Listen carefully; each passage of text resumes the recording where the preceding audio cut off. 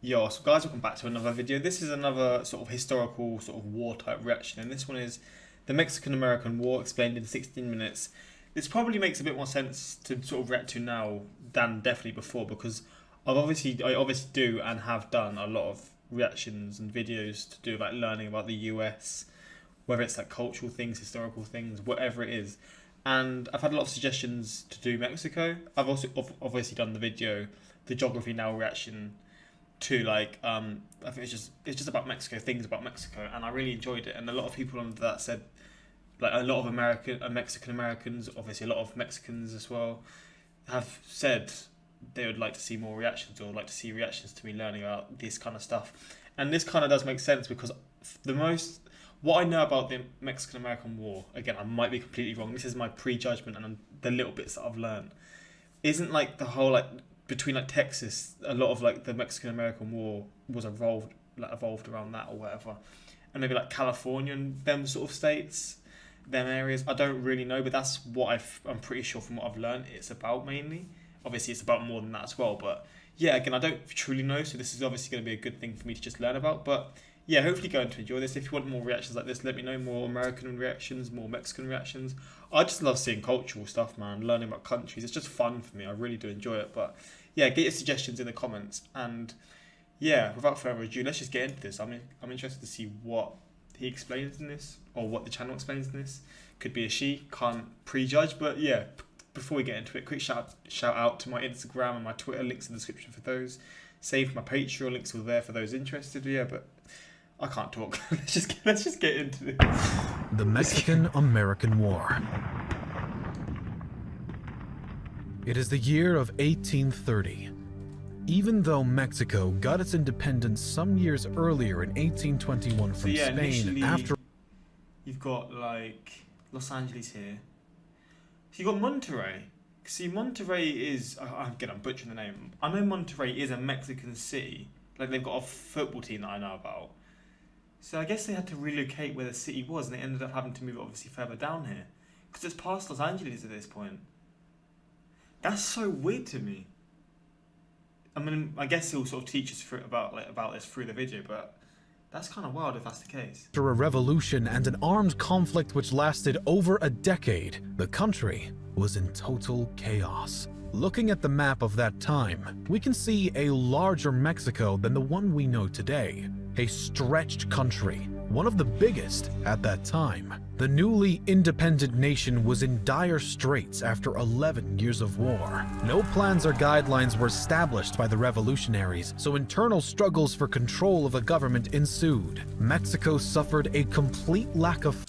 Also, like places like Santa Fe, obviously San Antonio, this is obviously like Texas, the sort of the border. But I know Santa Fe, isn't that a place in... Maybe that's another place somewhere else that I'm thinking of. I swear that's in Mexico as well. Maybe I'm just completely wrong with that. Funds to organize a country of around 4.5 million square kilometers. At that time, Mexico faced the threats of emerging internal rebellions and of invasion by Spanish forces from their base in nearby Cuba. This government was characterized by instability, and it was ill-prepared for international conflict when war with the Americans broke out only 2 decades later in 1846. The United States was in expansion, and the country was much bigger than it was when it became independent. The United States of America expanded deeper into the Native American territories, and they purchased the huge Louisiana territory from the French. Although the country was expanding, there was an opportunity for more. Due to Mexico's internal problems, several regions rebelled and tried to break away. Texas gained its independence from Mexico in 1836. Initially, the United States declined to incorporate it in... I need to do a reaction video in future to do just about the history of Texas, because there's so much stuff that's happened there that I don't know about, but I know the history there is just insane. So if there is any videos out there about Texas alone, please let me know, because I would love to see like the history of Texas. Into the Union, largely because northern political interests were against the addition of a new slave state. The Mexican government was also encouraging border raids and warning that any attempt at annexation would lead to war, since the Mexicans still considered Texas as part of their land. Nonetheless, annexation procedures were quickly initiated after the 1844 election of Polk, who campaigned that Texas should be re-annexed and that the Oregon Territory should be reoccupied. Polk also had his eyes on California, New Mexico, and the rest of what is today the U.S. Southwest. Looking to expand, Polk offered to purchase those lands, but the offer was rejected, and soon after, he instigated conflict by moving troops into a disputed zone between the Rio Grande and Nueces River that both countries had previously recognized as part of the Mexican state of Coahuila. The tension grew more and more over the disputed lands. Texas was annexed by the United States on December 29, 1845, and became the 28th state. However, the United States inherited the southern and western border dispute with Mexico, which had refused to recognize Texas's independence or the U.S.'s offers to purchase the territory. Thus, through this act, the tensions between the two countries transformed into a war. On April 25, 1846, Mexican cavalry attacked a group of U.S. soldiers in the disputed zone under the command of General Zachary Taylor, killing about a dozen. They then laid siege to an American fort along the Rio Grande. Taylor called in reinforcements and was able to defeat the Mexicans at the battles of Palo Alto and Resaca de la Palma. Following those battles, Polk told the U.S. Congress that the cup of forbearance had been exhausted even before Mexico passed the boundary of the United States, invaded our territory, and shed American blood upon American soil. On May 13th, Congress declared war, while no official declaration of war ever came from Mexico. In terms of how the war began, the situation is debatable. We have an ill-prepared Mexico with internal revolts and an emerging power that looks to expand more and more. Mexico was weaker, but the U.S. did not want to look like a bully. Even so, Ulysses S. Grant, who had opposed the war but served as an Army lieutenant in Taylor's army, claims in his personal memoirs that the main goal of the U.S. Army's advance from the Nueces River to the Rio Grande was to provoke the outbreak of war without attacking first, to debilitate any political opposition to the war. I mean, it's a smart thing to do. It is a very smart thing to do. It's kind of sneaky, but I guess you see that kind of stuff now. You sort of want the other country to bite first, in a sense, before you can then intervene. It makes sense. It is a smart thing to do. After Mexican independence, there was a man, Antonio Lopez de Santa Anna, a controversial character who in the first place didn't support Mexican independence from Spain, but then fought in support of it. He then backed the monarchy of the Mexican Empire, then revolted against the emperor, and then supported a republic. The country tried to find its path, and these shocks led to more trouble and weakness over time. Santa Anna served 12 non-consecutive presidential terms over a period of 22 years. After the U.S. declared war on Mexico in 1846, an internal coalition, including forced-out President Mariano Paredes, sought a return to a federal republic with Santa Anna as the president. He wrote a letter to Mexico City stating he did not care to return to the presidency, but would like to come out of exile in Cuba to use his military experience to reclaim Texas for Mexico. President Valentin Gómez Farías, driven to desperation, accepted the offer and allowed Santa Anna. What was unknown for the current President Farías is that Santa Anna has been secretly dealing with U.S. representatives to sell all contested territory to the U.S. at a reasonable price, on the condition that he be allowed back in Mexico through the U.S. naval blockades. And so Santa Anna returned to Mexico, taking his place at the head of the army. Once in this powerful position, he went back on his word, declaring himself president and prepared to fight off the U.S. forces' invasion. The Americans achieved 2 victories at the Battle of Palo Alto and Resaca de la Palma. General Stephen Watts Kearny and his troops started to advance in the disputed territory and in New Mexico. The American troops encountered no Mexican forces when they arrived on August 15th. They entered Santa Fe and claimed the New Mexico territory for the United States without a single shot being fired. Kearny declared himself the military governor of the new territory on August 18th, and he established a civilian government. A temporary legal system was created, now known today as the Kearny Code. Kearny set out for California on September 25, 1846. In December of 1846, after the successful conquest of New Mexico, parts of Kearny's Army of the West moved into modern-day northwest Mexico. They were led by Alexander Doniphan, continuing what ended up being a year-long 5,500-mile campaign. But in the territory, a rebellion happened, known as the Taos Revolt. There were multiple separate skirmishes, but the U.S. military moved quickly to subdue the revolt. Meanwhile, the commander of the U.S. Navy's Pacific Squadron, John D. Sloat, had received orders to seize San Francisco Bay and blockade California port. Captain John C. Fremont, leading a U.S. topographical expedition to survey the Great Basin, entered the Sacramento Valley in December 1845. Fremont's party was at Upper Klamath Lake, Oregon territory when it... What I'm trying to think here is San Francisco, Los Angeles at this point, was the language? I know Los Angeles now is still a very sort of, a lot of Mexican or American Mexicans or Mexicans do live there, and it's got a lot of different languages like Spanish, etc. But even at this point, was Los Angeles still was there still a lot of English speaking Americans like sort of the typical sort of European Americans kind of things?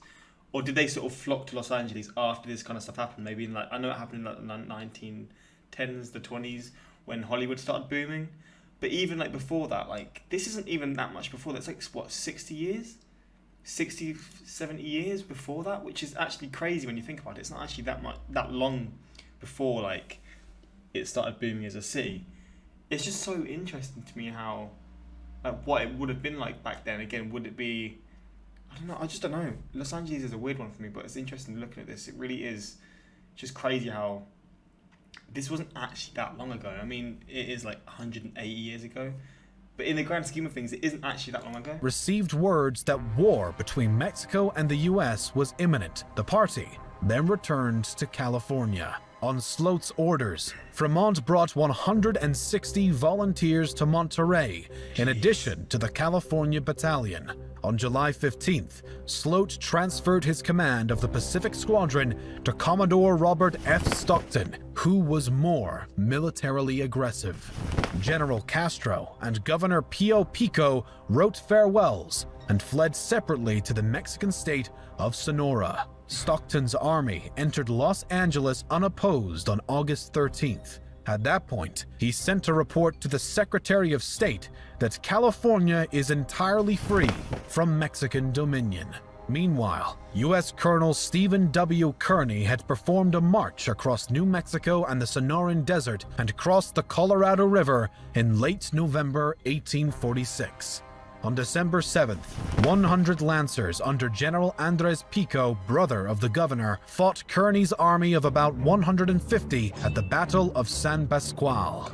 The wounded Kearny pushed on until he had to establish a defensive position on a hill. General Pico kept the hill under siege until a 215-man American relief force arrived. A 600-man American force under Kearny began a 150-mile march to Los Angeles.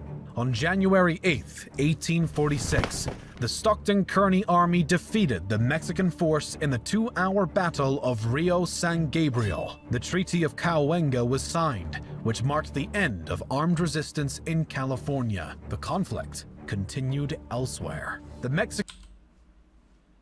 Scott, answer this quickly. I'll be 10 minutes. Midway through a video. I'll heat it up. Yeah, just girlfriend issues. Just work. My food's been made, so she just messaged me saying I've got to come now, but we've got to finish this video first, you know. Mexican army's defeats at Palo Alto and Resaca de la Palma caused even more political turmoil in Mexico. Led by Zachary Taylor, 2,300 U.S. troops crossed the Rio Grande and proceeded south. The hard-fought Battle of Monterrey resulted in serious losses. So was there just two cities called Monterrey? I'm going to see this quickly. U.S. city, Monterrey.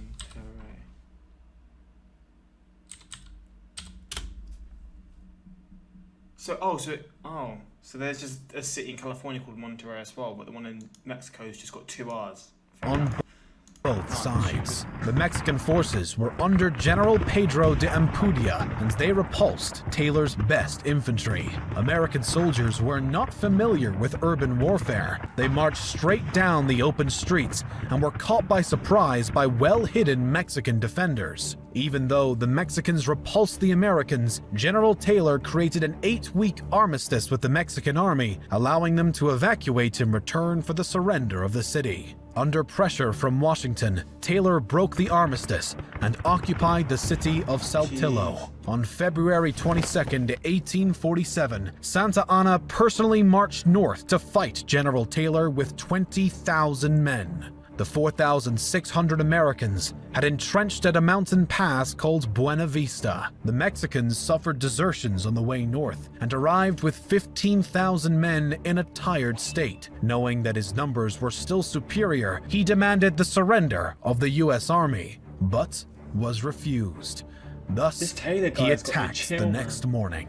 Santa Anna flanked the U.S. positions by sending his cavalry and some infantry up the steep terrain that made up one side of the pass, while a division of infantry attacked frontally along the road leading to Buena Vista. Being superior in numbers, the Mexicans had nearly broken the American lines at several points, but suffered heavily from the American horse artillery. Even though the initial reports of the battle, as well as some propaganda news, credited victory to the Mexicans, instead of attacking the next day, Santa Anna retreated, having heard word of a rebellion and upheaval in Mexico City. Some military historians agree that the U.S. Army probably would have been defeated if the Mexicans had gone through with their final attack. An important detail for the United States to have success in the war against Mexico was to secure its naval presence across Mexico's coasts. The U.S. Navy cleared the way for U.S. troops and supplies, especially to Mexico's main port of Veracruz.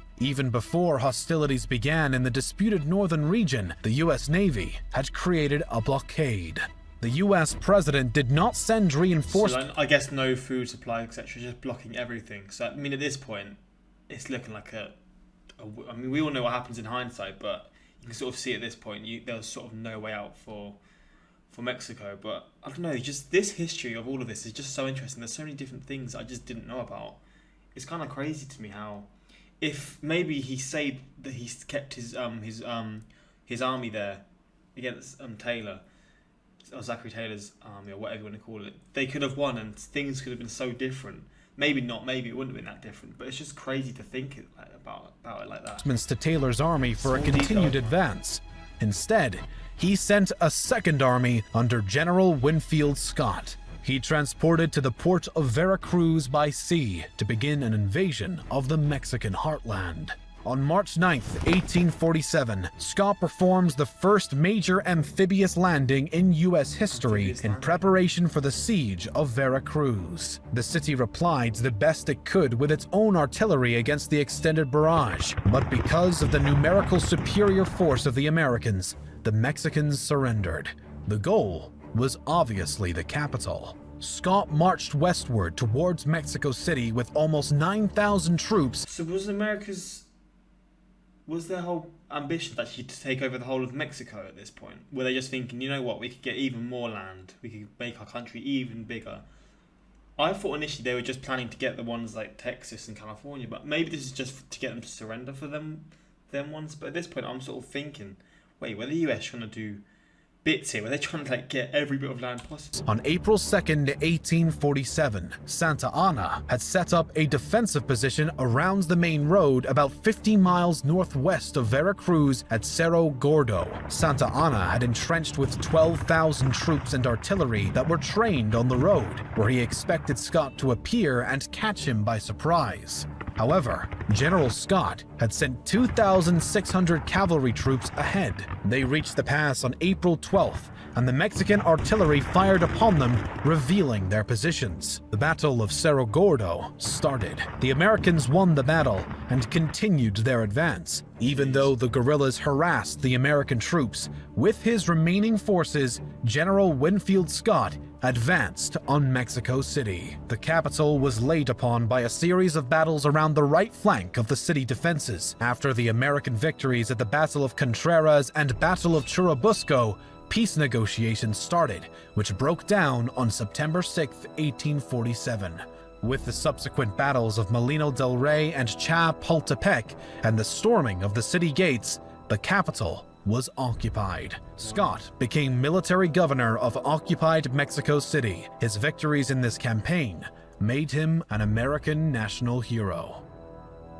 Desertion was a major problem for the Mexican army, depleting forces on the eve of battle. Most soldiers were peasants who had loyalty to their village and family, but not to the generals who had conscripted them, often hungry, ill, under-equipped, only partially trained, and never well paid. The soldiers were held in contempt by their officers and had little reason to fight the I mean, how do you expect to win battles if you're treating your own people like that? I guess in the other area, like the US soldiers were treated how they should have been in terms of like fighting for their country, etc.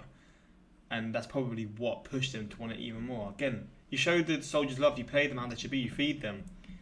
They'll be able to like battle a lot more, but a lot better, and like be able to put up a much better fight. It's hard to explain, but when you're hungry, man, you can't do stuff anywhere near as much as you want to. Like, you just can't. You've not got the strength. You've not got like the sort of the mental capabilities. It affects you in so many ways. So I mean, it obviously shows why this happened, like in such a short sort of time, but it's kind of crazy how they expect to win when they're treating the soldiers like that. The Americans, now that the U.S. had gone far beyond the territorial gains it envisioned by invading central Mexico with its dense population, the question was raised whether to annex Mexico itself. But many opposed this idea due to cultural differences, overextension, and the huge instability this would cause. The Treaty of Guadalupe Hidalgo gave the U.S. control of Texas, Alta California, and Nuevo Mexico. Those territories were organized in other states over time. In return, Mexico received $15 million, an approximation of just $443 million today, which was less than half the amounts the U.S. had attempted to offer Mexico before. The areas were sparsely populated, and that is probably the reason for such a low cost for the U.S. With Texas and the secession from Mexico, the U.S. gained more than 900,000 square miles of land. The Gadsden Purchase was another acquisition for the United States and fixed the current border between Mexico and the USA.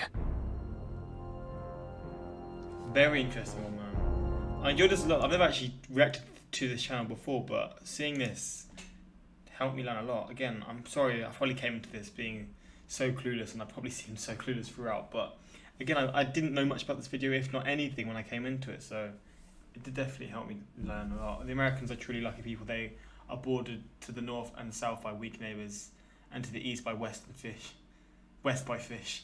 Or everyone, Bismarck, go to your country, go back to your country. Sorry sir, I didn't cross the border literally crossed me. The US did not want to look like a bully kicks the hell out of Mexico.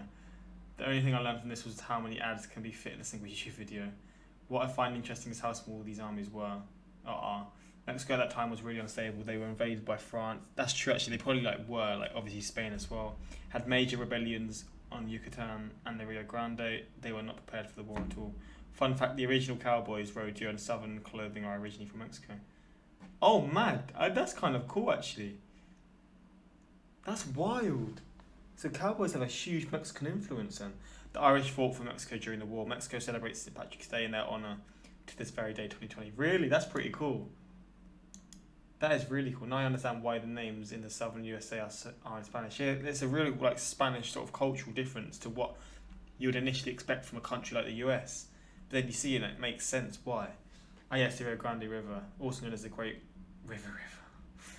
Rio Grande, I guess Grande is great, isn't it? Or whatever it is. But I hope you enjoyed this one. Again, let me know some more videos like this you want to see, some more Mexican type reactions, more American type reactions, or other countries in general. I just love learning about history and cultures and countries and all this kind of stuff. But yeah, until next time, like, subscribe. Peace.